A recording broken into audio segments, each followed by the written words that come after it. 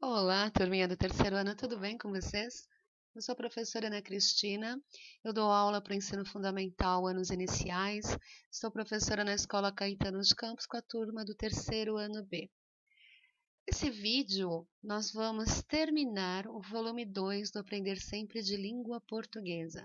Lembrando que esse é um material cedido pelo governo do estado, nesse momento de distanciamento social por conta da Covid. Então vamos lá? A continuação vai da página 13 a 16. Eu fiz 2 vídeos anteriores com o conteúdo dessa apostila, né, com o tema de brinquedos e brincadeiras. Vamos começar? Atividade 2. Conhecendo contos de artimanhas. Você sabe o que é um conto de artimanha? A origem da palavra arte e manha lhe ajuda a pensar no que você encontrará nesse tipo de conto? Por que será que também são chamados de contos de esperteza? Que características compõem essas histórias? Será que tem princesas, reis e rainhas? Seu propósito é encantar os leitores ou divertir, emocionar? O que você acha? Vamos descobrir? Leia junto com uma pessoa da sua família o conto de artimanha chamado O Cego que Não Era Tolo. A partir desse título, o que acha que irá acontecer nessa história? Registre abaixo. Como vocês não estão com material, né, o que eu estou orientando é para que vocês coloquem a data que vocês estão vendo o vídeo. Né? Eu estou gravando esse vídeo no dia 30 de julho e passando essa atividade para minha turminha fazer no caderno, fotografar e me enviar. Ok? Então fica a sugestão para vocês. Registrem no caderno o que vocês acham, tá? Que vai acontecer numa história com o nome O Cego que Não Era Tolo. Depois que vocês registrarem, vamos ouvir a história. Era uma vez um cego que andava mendigando de porta em porta para sobreviver. Muito prudente, do pouco que ganhava, ainda conseguia economizar algumas moedas que enterrava nos fundos de sua casinha junto à raiz de um carvalho. Um dia, seu vizinho percebeu que ele escondia ali alguma coisa. Sorrateiro, à noite, o espertalhão foi até lá, cavou a terra e roubou as moedas.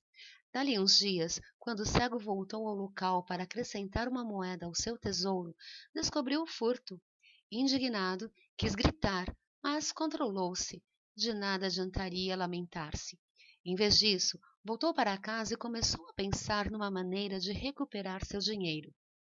Desconfiou de que o ladrão só poderia ser o vizinho e armou um plano para enganá-lo.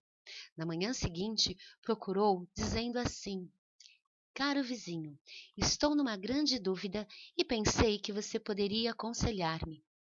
Acontece que hoje fiquei sabendo que herdei de uma velha tia uma fortuna em moedas de ouro.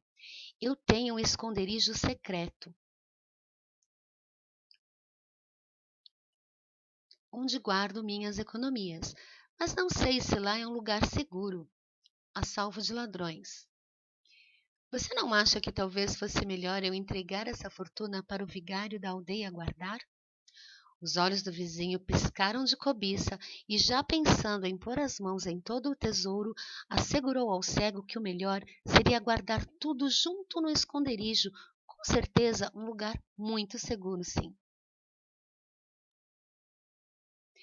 O cego agradeceu o conselho e partiu para a aldeia, dizendo que ia buscar a herança. Sem perder tempo, o vigarista recolocou o que furtara no buraco ao pé da árvore, cobriu tudo com terra e foi embora. Dali a pouco o cego voltou e, conforme esperava, encontrou no lugar de sempre as suas preciosas moedas. À noite, quando o vizinho ladrão retornou, só encontrou ao pé do carvalho um buraco vazio, tão vazio quanto sua pobre cabeça de tolo. Essa é uma história de Rosana Pamplona, do livro Novas Histórias Antigas, da editora Brink Book, de 1998. Agora, responda. Se você achou que a história está confusa, escute novamente. Se tem palavras que não conhece, busque no dicionário, busque no Google, peça para a ajuda a algum familiar para entender. E aí sim, vamos para as respostas. Não esqueçam de marcar no caderno a letra da questão que vocês responderam e coloquem a resposta na frente. Você já conhecia o conto? O que achou da história? Então, vocês vão colocar, você já conhecia o conto? Sim ou não, aí vocês vão colocar um ponto final e começar a segunda resposta, ok? Pois nessa pergunta, eu tenho duas perguntas, tá? Numa questão só. Continuando, o B. O que há nessa história diferente dos contos de encantamento e dos contos de fadas, como Cinderela ou Branca de Neve? Novamente, o que há nessa história diferente dos contos de encantamento e dos contos de fadas, como Cinderela ou Branca de Neve? Por que ele é diferente? Né? E por que ele é diferente? Então escreva aqui o que vocês acharam de diferente. C. Analise o título da história, O Cego que Não Era Tolo. Qual a relação do título com a história?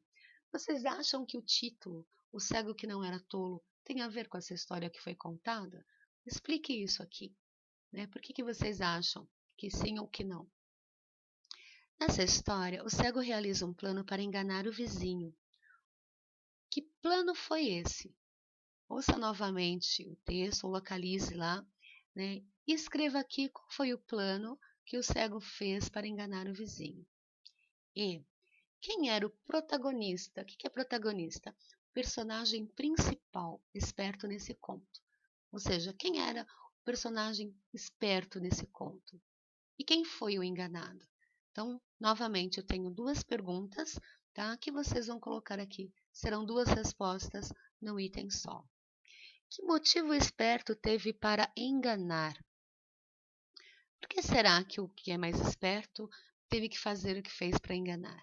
Né? Pense aqui, reflita, converse com alguém e ponha a resposta aqui no seu caderno. Por que o texto é considerado um conto de artimanha? O que será um conto de artimanha? Por que esse texto é caracterizado com esse tipo de conto? Escrevam aqui também o que vocês acham. Aqui eu tenho duas linhas, mas vocês podem usar mais linhas se for necessário, tá bom? H. Quando você leu o início do conto do cego que não é tolo, foi possível saber o plano logo de início ou mais no final? Por que você acha que a autora não conta o plano logo no início? Tá? Novamente, eu tenho duas perguntas aqui que vocês vão responder. Uma, colocar um ponto final com letra maiúscula, começar a outra resposta. E você acredita que essa é uma história criada pelo autor ou que vem sendo contada de boca a boca ao longo do tempo? Há pistas do conto que identificam essa característica?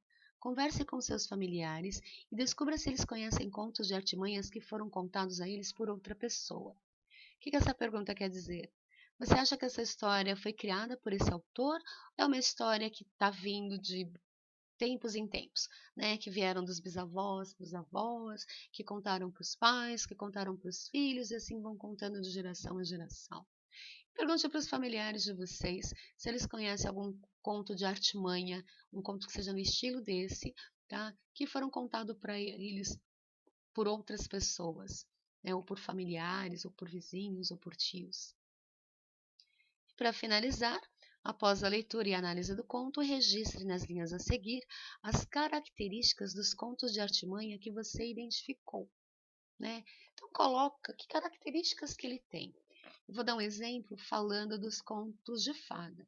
Se ele estivesse perguntando do conto de fada, você diria que ele começa sempre com Era uma Vez, para dizer que foi num tempo passado, que ele tem castelos, que ele tem princesas, que tem reis e rainhas, né, que tem bruxas, né, ou que tem fada madrinha, né, e que eles terminam com felizes para sempre.